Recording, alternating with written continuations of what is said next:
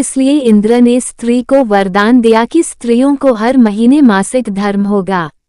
पुराण के अनुसार एक बार बृहस्पति, जो देवताओं के गुरु थे, एक बार वह देवराज इंद्र से काफी नाराज हो गए। इसी दौरान असुरों ने देवलोक पर आक्रमण कर दिया और इंद्र को इंद्रलोक छोड़कर जाना पड़ा। तब इंद्र ब्रह्मा जी के पास पहुंचे और उनसे मदद की मांग की। तब ब्रह्मा जी ने कहा कि इंद्रदेव, आपको किसी ब्रह्म ज्ञानी की सेवा करनी चाहिए, ऐसे में आपके दुख का निवारण होगा। तब इंद्र एक ब्रह्म ज्ञानी व्यक्ति की सेवा करने लगे, लेकिन वो इस बात से अनजान थे कि उस ब्रह्म ज्ञानी की माता असुर थीं। माता का असुरों के प्रति विशेष लगाव था। ऐसे में इंद्रदेव द्वारा अर्पित सारी हवन सामग्री जो देवताओं को अर्पित की जाती थी, वो ब्रह्म ज्ञानी असुरों को चढ़ाया करते थे। इससे इंद्र की सेवा भंग हो गई। जब इंद्र को यह बात पता चली तो वो बहुत नाराज हुए। उन्होंने उस ब्रह्म ज्ञानी की हत्या कर दी। हत्या करने से पहले इंद्र उस ब्रह्म ज्ञानी को गुरु मानते थे और गुरु की हत्या करना घोर पाप है। इसी कारण उन्हें ब्रह्म हत्या का दोष भी लग गया।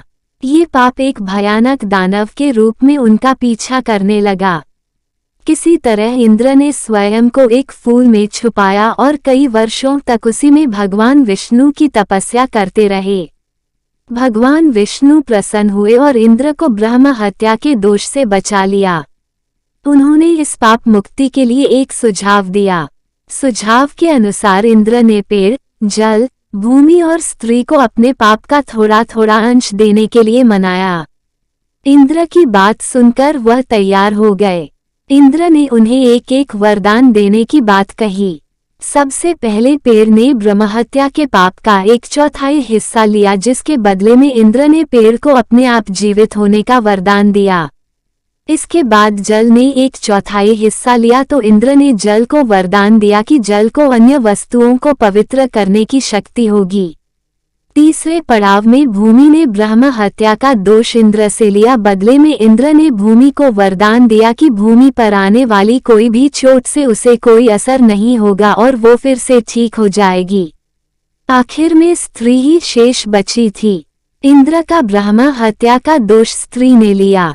बदले में इंद्र ने स्त्री को वरदान दिया कि स्त्रियों को हर महीने मासिक धर्म होगा, लेकिन महिलाएं पुरुषों की अपेक्षा कई गुना ज्यादा काम का आनंद उठा सकेगी।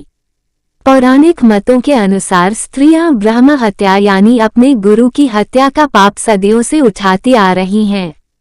इसलिए उन्हें मंदिरों में अपने गुरुओं के पास जाने की इजाजत नहीं है। मान्यता है कि तभी से स्त्रियों में मासिक धर्म का होना शुरू हुआ। हालांकि आधुनिक युग में वैज्ञानिक मत को मानने वाले लोग इन बातों को गंभीरता से नहीं लेते हैं। यदि कहानी अच्छी लगी हो तो हमारे चैनल को सब्सक्राइब जरूर करें।